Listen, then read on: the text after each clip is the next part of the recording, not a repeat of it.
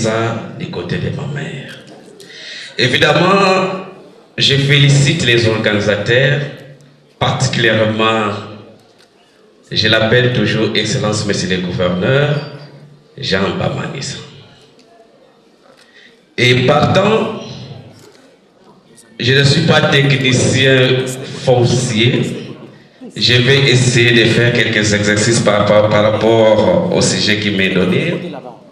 Mais je vais d'abord vous dire, on est Congolais parce qu'on est de la République démocratique du Congo, mais on l'est parce qu'on a une province. En ce qui me concerne, parce que j'ai le Congo central. Je suis mon Congo parce que j'ai un territoire. Évidemment, je suis du territoire de l'Ouest. J'ai un territoire parce que j'ai un secteur. Et mon secteur, c'est le Mongolois. J'ai un secteur parce que j'ai un groupement. Et j'ai un groupement parce que j'ai un village. J'ai un village parce que j'ai un clan. Et parce que j'ai un clan, j'ai une famille. Voilà mon identité. Cela veut dire quoi? La loi, la Constitution nous dit, selon le droit international, il faut la sommation de 3 facteurs pour que nous soyons un État. Il faut qu'il y ait la terre, les peuples, si vous voulez, les pouvoirs organisés. Évidemment, le Congo central ne pouvait exister s'il n'y a pas un peuple Congo, s'il n'y a pas une terre Congo, s'il n'y a pas une organisation Congo. C'est ce que nous qualifions toujours la trilogie de la population Congo. Et quel est l'état de la question foncière au Congo central? Y a-t-il des dispositions législatives que l'Assemblée provinciale du Congo central prévoit pour bien gérer les différentes ambitions sur les terres? Comment pensons-nous faire subsister l'identité et la culture Congo dans une province qui va connaître une forte urbanisation d'ici 2050? Quel rôle la province du Congo central joue dans le développement des villes sur son sol? Voilà quelques questionnements auxquels nous allons essayer de répondre. Évidemment, j'ai eu du mal à situer la province du Congo central. Vous allez comprendre que j'ai posé des questions au cadastre, au conservateur, pour savoir quelle était la superficie du Congo central. Et chaque conservateur me donnait les données selon ses connaissances. Et l'histoire nous renseigne que la province du Congo central a commencé à Kalina, à Gombe. Par après, on l'a ramené à Lipel. Aujourd'hui, on arrive à Mitende. Apparemment, on est en train de nous pousser pour nous amener vers les Kasangulu. Et après Kasangulu, ça serait Kisantu. Après Kisantu, ça serait peut-être Banzangungu. Et qui sait si on ne va pas nous jeter dans l'océan. Et c'est à ce moment ici que nous sentons l'accroissement des investisseurs. Et vous allez comprendre, le territoire de Songololo a plus de 6 entreprises minières. Songololo et Banzango. Mais en dehors de la nationale numéro 1, qui est en petit état, nous n'avons aucun mètre d'asphalte. Même lorsque vous voulez aller dans des sociétés cimentières, vous devez vraiment vous confronter avec la poussière.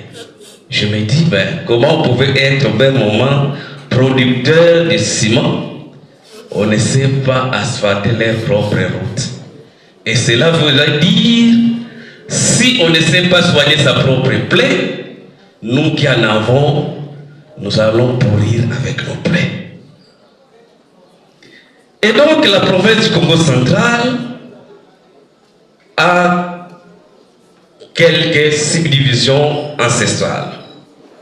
Nous avons les clans Tsanda Congo, qu'on appelle pratiquement clan Poudinzinga, Lasi Congo, Ntumatuka Congo, Madunguma Congo, Ntali Congo, Kumba Congo, Mboma Congo, Mbenza Congo.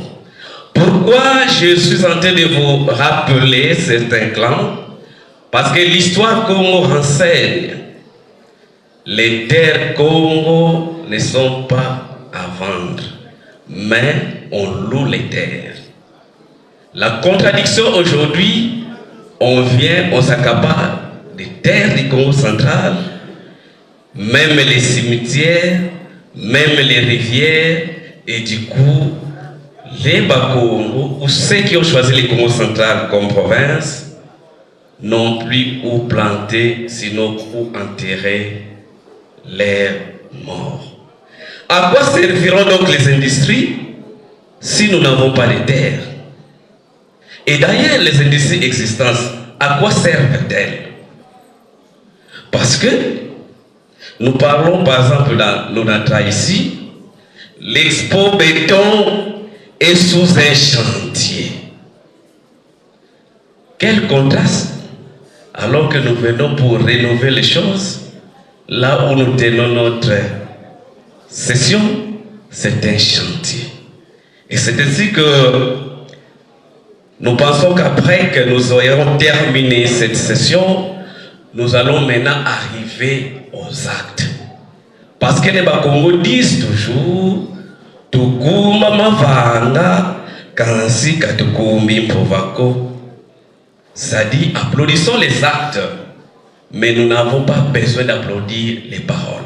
Parce que ces discours sembleraient qu'ils en ont eu autant. Ça y aura toujours. Mais il faut aussi un moment qu'on puisse s'asseoir et réfléchir. C'est la 8e édition. Est-ce qu'on peut évaluer, depuis que nous avons commencé, d'où nous venons, d'où nous sommes arrivés, quelles sont les avancées? Et ça pouvait nous permettre de savoir réellement où nous nous tiendrons. Et je vais vous choquer.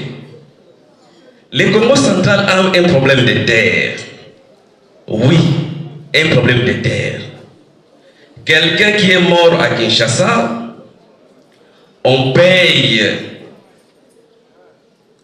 les droits de la dépouille à Kinshasa, mais son cadavre est enterré au Congo central. Comme si la province du Congo central devient tout simplement une poubelle.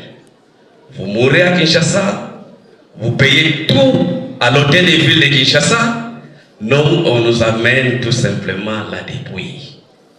Voilà là où nous allons inviter les assemblées provinciales de travailler, sinon notre assemblée provinciale, de produire des édits afin de protéger la terre. Et lorsque nous aurons protégé la terre par des lois, nous mettrons un cadre juridique qui protégerait les investisseurs. Et lorsque les investisseurs seront protégés, nous voulons aussi bénéficier du fruit de ce que produisent ces investisseurs. Nous allons prendre l'exemple de Inga. Inga produit de l'électricité. Nous arrivons à Kinshasa, la SNEL paye les taxes sur l'éclairage public. Même la même SNEL, quand elle arrive au Congo central, elle ne paye pas les taxes sur l'éclairage public. Comme qui dirait, on peut payer à Kinshasa, mais là où on produit les courants, on ne paye pas. Voilà pourquoi nous pensons que nous avons déjà des projets d'édits qui seront peut-être votés incessamment pour que tout projet au Congo central, la province ait son pourcentage de participation. Et tout achat d'un terrain, d'ailleurs pas achat, Mais tout emprunt d'un terrain ou toute location d'un terrain doit avoir un timing. On ne peut pas prendre...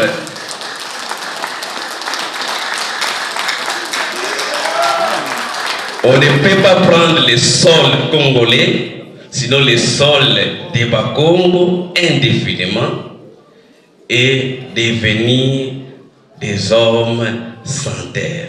Quand on est des hommes sans terre, on perd son identité parce qu'il faut toujours la trilogie. Il faut sa langue, il faut sa terre, il faut sa culture pour être soi. Mais apparemment, nous sommes en train de perdre la langue, nos terres sont en train d'être dépouillées, et donc nous serons tout simplement des hommes sans terre. Voilà là où nous allons nous arrêter pour dire, nous soutenons cette initiative prise par les Congolais, nos frères et sœurs qui viennent éveiller nos consciences. Tout autant, nous aussi, nous allons apporter en tant que législateurs notre pierre à l'édifice pour protéger non seulement les investissements, mais aussi protéger les terres, parce que nous n'avons que la seule richesse, Ndoto. Voilà le message que j'avais à passer. Merci, Président.